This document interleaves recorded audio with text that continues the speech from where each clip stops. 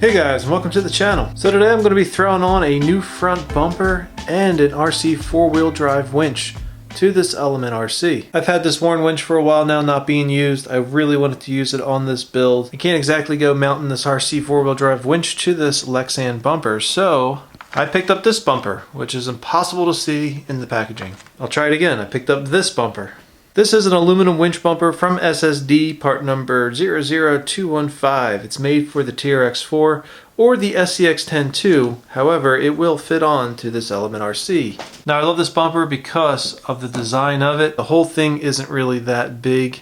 It really just goes out in the middle where the winch goes. But your sides stay in pretty close and it gives you a good approach angle. It's not just one huge bumper sticking out there. And it gives you a nice platform to mount your winch. You do have to buy the Fairlead, the house, separately. I didn't order that, so that'll be coming in.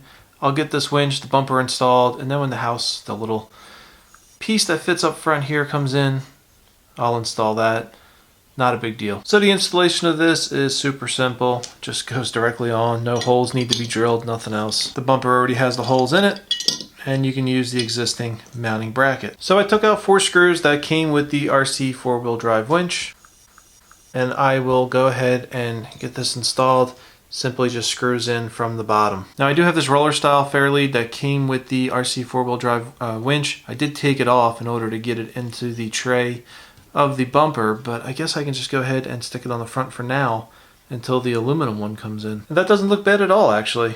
Kind of liking the way it looks. It does make the bumper stick out a tiny bit further, but I don't really care. So now with all this set up, I'm going to go ahead and put this onto the truck. And even though it says this bumper's for the SCX-10 II or the TRX4, it just goes right into the stock Element RC front bracket. And 2 screws will hold the bumper on. And just like that, the bumper is installed. Yes, the Element RC does have a spot to put a servo winch. However, I already had 2 of these RC 4-wheel drive winches, so I just went this route. I'm going to have to adjust the shocks a little bit. This bumper is heavier. It is adding some weight to the front end, so that's not a bad thing, but I'm going to just raise up the shocks a little bit to even out the ride height. Alright, so shock heights are adjusted. I got a nice even ride now. I'm going to move on to the electronics. So this is real simple as well. Just want to take the cable that runs off the winch and feed it over to where my receiver box is. And then I'll take the 4 screws off the receiver box cover so I can feed this line that runs off of the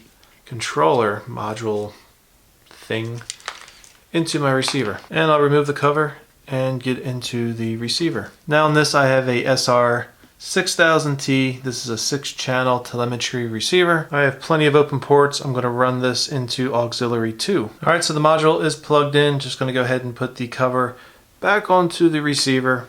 Just being careful that I have the little rubber grommet, everything, the seal, make sure it's all in place and make sure it's watertight as best as possible. At this stage I can go ahead and apply a little bit of grease just to help keep the water out. I'll probably just go ahead and do that later. And I'll simply use a little bit of double stick tape and just stick the controller on top of the receiver box. One important note, this controller box is not waterproof, water resistant, nothing.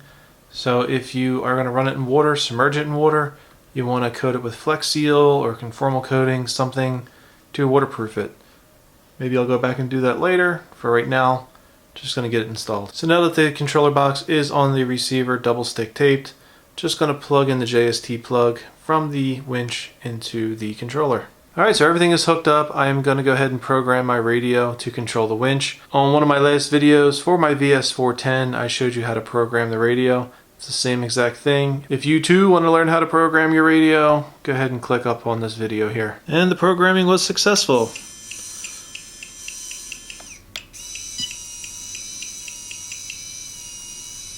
So the last thing I want to do is put on the hook. This is an RC 4-wheel drive monster hook.